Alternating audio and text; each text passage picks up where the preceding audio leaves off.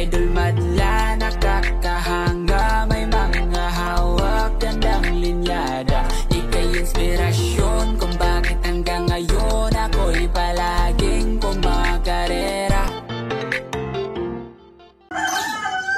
Good news mga kalapatids, dahil ito mga training natin na kalapate na mag-breed. Ngayon, namisa na sila. So kita nyo, ayan o. Nagpupugad pa sa may oregano yung isa. So isa lang naging anak nila mga kalapatids. Ayan. So itong ating Alphonse, Cross Alphonse, Imbrek, Stitch, Vandenbroek. No? Yan pinaka baseline. So yun yung anak nila oh.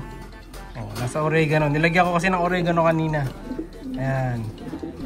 So, ayos naman ang paglagay natin ng oregano dito. Nilagyan ko ng oregano para hindi sana lambukin. Pero yan, maganda yung ginawa nila. Ginawa nilang pugad. No? So, mas safe sila ngayon. So, dito naman sa iba, may mga napisa na rin. So, halos napisa na. Kailan kasi napisa to? Kahapon yata. Oh, kahapon ba? Kahapon yata. Naiwan ko yung pentel pen ko. No? So kukunin natin mamaya, i-update ko to. Lalagyan natin ng sulat yan kung kailan napisa.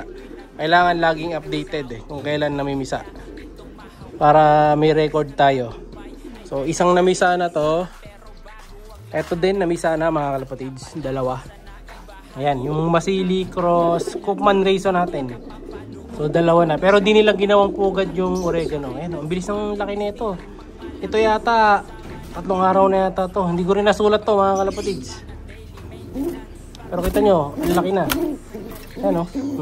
Healthy, dalawang ibon. Di ba? Medyo masungit yan eh. So di bale, mas maganda yan para di makain ng daga yung mga anak nila. Di ba? Namisa agad, ang bilis. Ito pa sa kabila, namisa na rin to. Yung ating Masili Cross Masili, namisa na din. So good sign rin sa kanila yan. Hindi ko lang sure kung ilan to, check ko. Sana dalawa. Ayun, dalawa mga kalapatids. Ayan, nyo ba? Ayan, dalawa sila. So, maganda yan.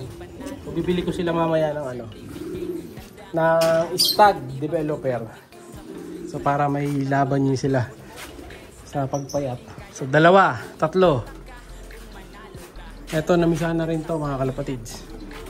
Si Kobe, saka yung pinares ko na Luis Chu. Isa na din mga kalapatids. So Grisel Cross Blue Bar. Tingnan naman natin kung ilan. Ayun, 2 din. Pero pangit yung pugad nila mga kalapatids, maliit. So tatanggalin ko ngayon yan, papalitan natin ng medyo malaki. No? Kasi pag maliit na ganyan, minsan hindi agad lumalaki yung ibon. So ito na yung susunod niyan eh. Naka-line up na to, saka ito. No? Pero malamang mas mauna to. Pero as of now, wala pa ako nakitang balat ng itlog sa kabila eh. Tinignan ko rin kahapon yan, wala pa. No? So hindi pa siya namisa. So ilan na? 1, 2, 3, 4. 4 na namimisa natin. Nagsi-itlog na rin yung iba kong pinares dito mga kalapatids eh. Ito itlog na, pero ang itlog na naman sa sahig. So ito, dagdalaw na rin itlog nito. Ito meron na din. Sunod-sunod ito, wala pang pugad, lalagyan natin. Ayun, pares na din. Pero tatanggalin ko na sila dyan. Yung mga pinagpares-pares natin, basically kailangan try natin. Pagtabihin ko na yung mga pinagpares ko last time. Ito.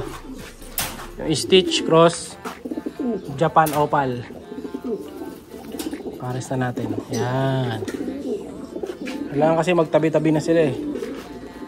Para mapuno ko na yung mga perch. Ito din. Ayan, yung Speedbird.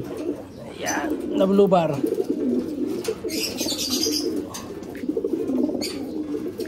Ayan.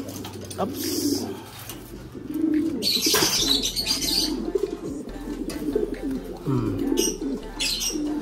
Ayan na sila oh. Black Cross Blue Bar. Para maglabas sana ng mga maraming itim to mga kalapatids. So ito yung blue bar na to, kasama to sa nakapost ko na rehoming, pang out. Ayun, pares na yung isa, miss-score na. Yung Japan Cross Stitch, pares na. Yan. Pag ito pumares, hindi ko na bibenta to mga kalapatids. Pag pair na. Kasi ang hirap din magpares. Pero yung 3 araw natin pinagpapares yan. O ito, ipapaisa pa daw, isa pa daw. Yes, kulang mo na boy. Japan cross stitch. So once na mag-pair, lipat sila ng pwesto.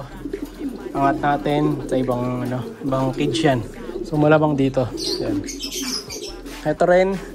Ito medyo lumalapit na tong hen eh. So kunin natin.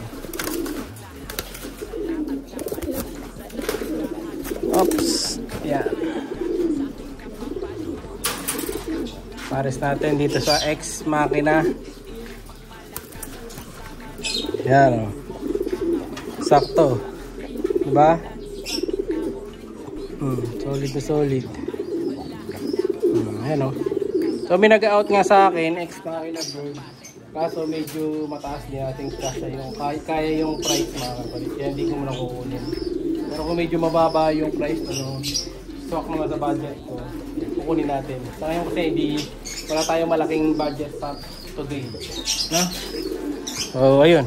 Score na naman sila. So another pair. So dalawa, tatlo. So lilipat dito yung dalawa bukas. Tapos yun, bababa sila siguro dito. Bababa sila dito. No? So tapos may isa pa akong space bale. Sino pa ba? May isa pa akong barako dun eh. Ay doon pala natin lalagay yung mga yan mga kapatid. Sa mga yan. Pero nag-aaway pa tong dalawa. Mukhang ayaw pang pumaris na itong Ex Machina. Ayan o. Nag-aaway mga kalapatids. Hindi pwede pag ganito. So, malamang magpahinga itong Ex Machina. Sa iba natin maparis to. Ganda pa naman nito. Laki ng katawan nito mga kalapatids.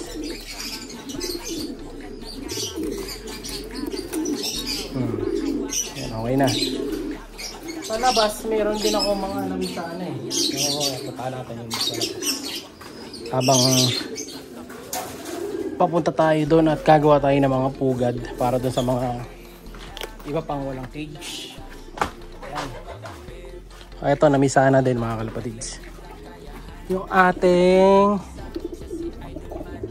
ang lahi nito Alphonse Cross Ex Machina rin to mga kalapatids. Ito eh. Ayan o. Yan ang kapares na itong Alphonse. Isa na rin. Ito rin. Isa na din to mga kalapatids. Yung ating dalawang Louis Chu. Isa na din yan. Sunod naman yun na. So dalawa lang ng isa dito. Yung iba kasi wala pa. Hindi pa tapos ang pairing. No? So yan ang update natin for today. Ito naman. Ito na naman po si Warden Dogs. Ito naman hindi nilimliman yung itlog nila. No? So kukunin natin yung isang itlog. Try natin pasita sa iba. No? So yan ang update natin sa mga breeders natin dito. Update ko na lang kayo sa susunod mga kalapatids. Gagawa muna tayo ng pugad para sa kanila. Sumusunod na si Warden. Ayan o. Like and subscribe mga kalapatids. Bye bye.